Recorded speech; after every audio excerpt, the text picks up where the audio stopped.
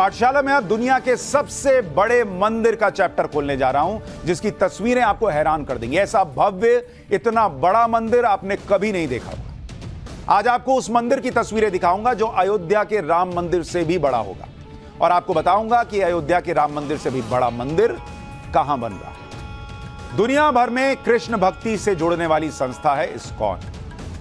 आपने सुना होगा ना, इस्कॉन के टेंपल में जा रहे हैं।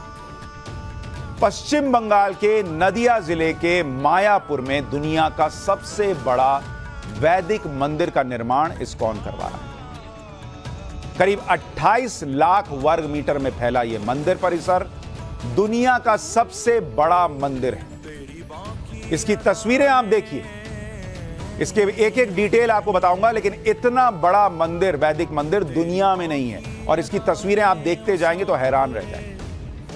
अब तक सबसे बड़े मंदिर के रूप में कंबोडिया के अंकोर वाट को जाना जाता है, जो करीब 16 लाख वर्ग मीटर में फैला हुआ है। यह मंदिर जिसको आपको दिखा रहा हूं, यह बंगाल में अगले साल 2024 में बनकर तैयार हो जाएगा।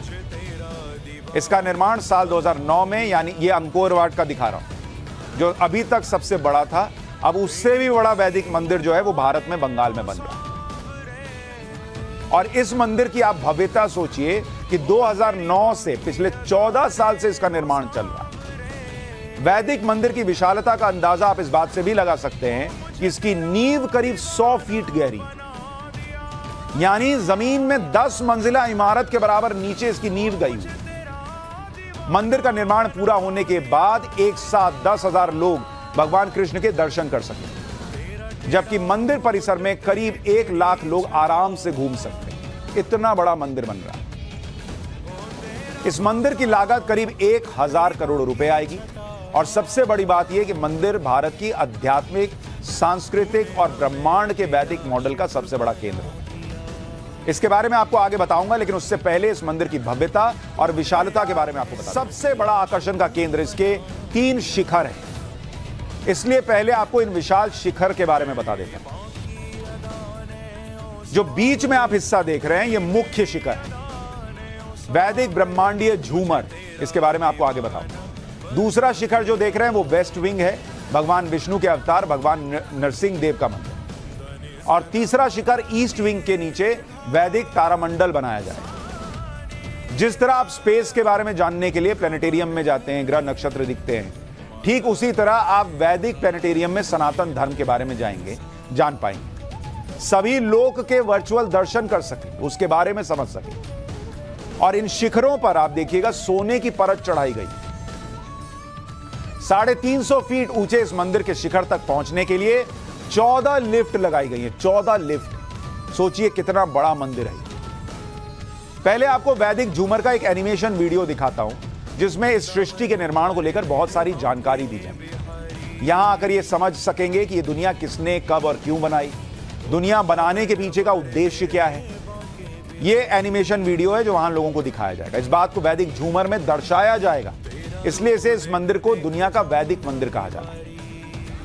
आमतौर पर यह बताया जाता है कि करोड़ों अरबों साल पहले खगोलीय घटना से ब्रह्मांड और पृथ्वी जैसे दूसरे ग्रहों की उत्पत्ति हुई, लेकिन सनातन धर्म और शास्त्रों के अनुसार इसके पीछे पूरा विज्ञान है, जिसके बारे में बहुत पहले वेदों में लिखा जा चुका है। लेकिन मॉडर्न युग के चक्कर में इस ज्ञान से दूरी बढ़ती चली गई, इसलिए आज इस बात को भी आपको समझना चाहिए।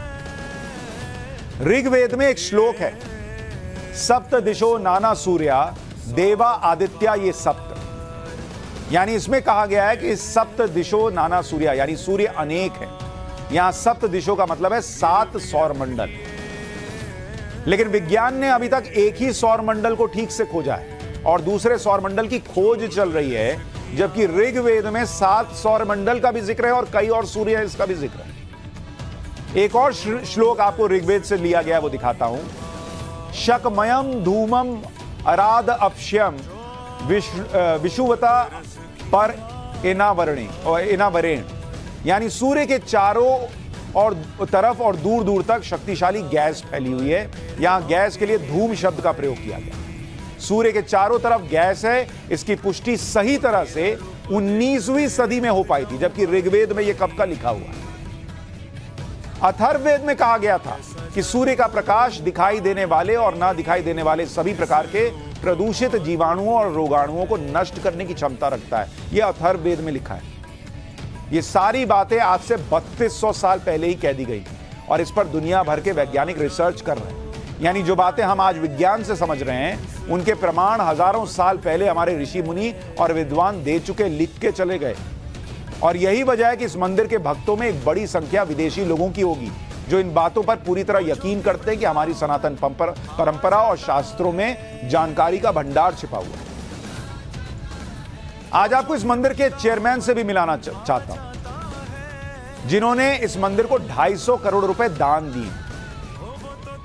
इनका नाम है अम्बरीश दास। ये नाम इन्होंने इस्कॉन से जुड़ने के बाद रखा है। इनका पुराना नाम क्या पता है? Alfred Ford. हमारे यहां मंदिर की बात करने वाले को बड़े हीन भाव से देखते हैं। अच्छा, ये तो एक्सट्रीम हिंदुइज्म की बात कर रहा है।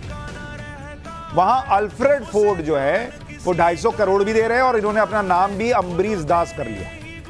ये अमेरिका की मशहूर कार कंपनी फोर्ड के मालिक है भाई, वही फोर्ड कंपनी जिसकी कार आप चलाते हैं।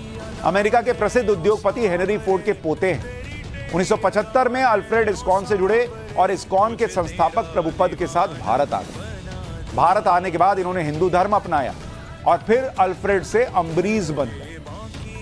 अल्फ्रेड तमाम ऐशो आराम को छोड़कर कृष्ण भक्ति के साथ भारत की सनातन परंपरा के बारे में सीख रहे हैं, प्रचार कर रहे हैं। इस मंदिर के निर्माण में अम्बरीश दास की बहुत बड़ी भूमिका है।